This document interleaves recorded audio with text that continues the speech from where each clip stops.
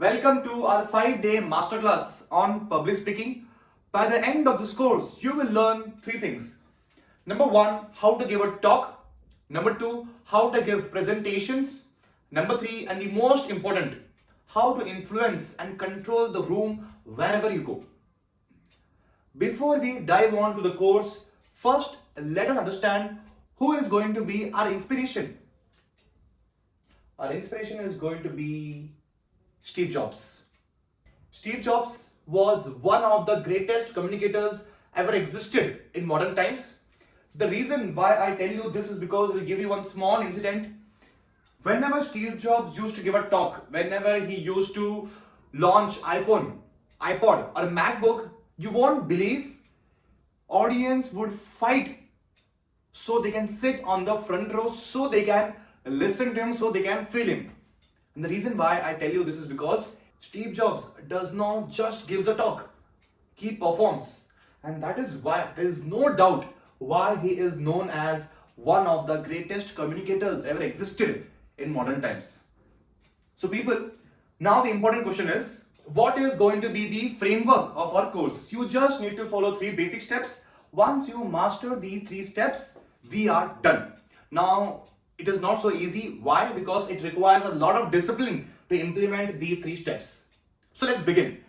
The first step is you need to learn to capture the attention of the audience. If they don't pay attention to you, you will not be able to communicate your main idea. Now, how are you going to capture the attention? By telling them a story. If you want your audience to trust you, if you want your audience to pay attention to you, if you want your audience to engage with you, you need to learn to tell a very good story. The reason why stories always work is because of the same reason why we love watching movies. We want to know what happened next. We want to increase our imagination. We want to imagine things. We want to visualize something that we don't know. And that is why stories always work. So you should always start your talk, presentation, or if you somehow want to capture the attention of the audience, you need to learn to tell a very good story. Once you tell them a very good story, now you have their attention, now they trust you, now they are engaging with you. Gradually you have to implant an idea.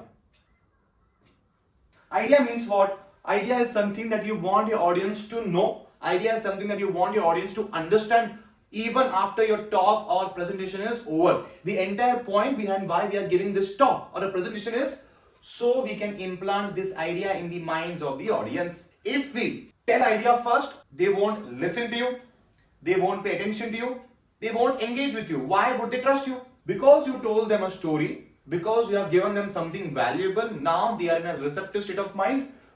This is the right stage to tell them the idea. After you have told them the idea, we are now in the third stage where you are supposed to tell them what exactly they are supposed to do now. That is called as call to action.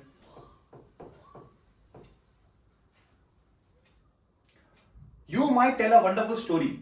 You might also communicate your idea. But if you want your audience to act on something immediately so they can remember you for a long period of time, you need to tell them what exactly are they supposed to do. Are you with me? So the entire course is structured in three parts. You have to start with a story. Gradually you have to implant an idea. Then you have to tell them what exactly are they supposed to do. That is called as call to action. Story, idea, call to action, and then you are done. Now there is one more thing important that I need to tell you. Story, idea, call to action. All three of them should be in alignment with each other. You cannot tell them a random story to communicate your idea. No. It will ruin your experience. It will ruin the audience experience. You need to make sure that your story, idea, call to action are in alignment. Now to explain you this, I'm going to tell you a story. So Portugal is a very small country. In 1990s, it was facing a drug crisis. I have not yet told you what I want you to do, what I want you to understand. No, I'm just randomly starting with the story and you are listening to me. That is the beauty. So this is the story of Portugal that happened in the 1990s. Portugal was facing a drug crisis. Now what exactly is drug crisis? It is a situation where a very big chunk of the population is consuming drugs. Now, Portugal government wants to tackle this drug crisis. Now the important question is how? If they increase fine, if they increase imprisonment, which they did, it was a very bad move. Why? Because jails started to get overcrowded. Drug consumption was not getting reduced despite of increasing penalties, increasing imprisonment. Do you know what Portugal government did? They legalized drugs. They legalized drugs. Now you might wonder, if we legalize drugs, it will backfire. It will rather increase drug consumption. You are right. But they also did something else.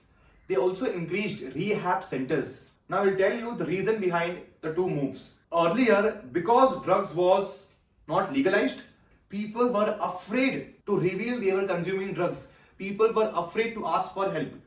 Because now they have legalized drugs, they are free to ask for help from the rehab centers. And rehab center's job is to help the drug consumers to get rid of drug addiction. So simple. I will tell you in simple sentence. Instead of looking at the drug consumers like a criminal, they shifted their approach to seeing them as patients. They treated them very well, which is why, to a very big extent, drug consumption reduced in Portugal. So now, why am I telling you this story? If Portugal government studied history, they studied how America solved drug crisis, how India solved drug crisis, they would not arrive at the solution. Why? Because Portugal's situation is different compared to other countries. Implementation would not be so effective. But Portugal government being a very small country, their approach should be different. So Portugal's government situation was very unique, very different. And that is why solving that problem in a different way was very, very important. So why did I tell you this story? Because I want you to think independently, to think differently, which is why I told you the story. The beauty of thinking differently, the beauty of thinking outside the box. Now, I have told you the story. I have also told you this idea. You will remember this idea. But if I want you to do something right now, over here call to action will come into the picture, where now I will tell you that whenever you come across any content, it could be YouTube, it could be Instagram, it could be news channel media, don't trust people blindly. They will say anything to capture your attention. You need to learn to think in a different manner. You need to learn to think independently. You need to learn to ask questions. You should have control of your own thinking, which is why I told you the story.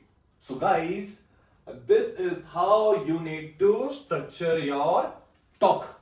First, tell them a story to capture their attention. Gradually implant the idea that you want your audience to understand. Then you have to bring them to call to action. Exactly what you want your audience to do. It's called as call to action. Now, in the next video, we're going to understand how to tell a very good story. That's all from my side. Thank you so much for watching. I will see you in the next one.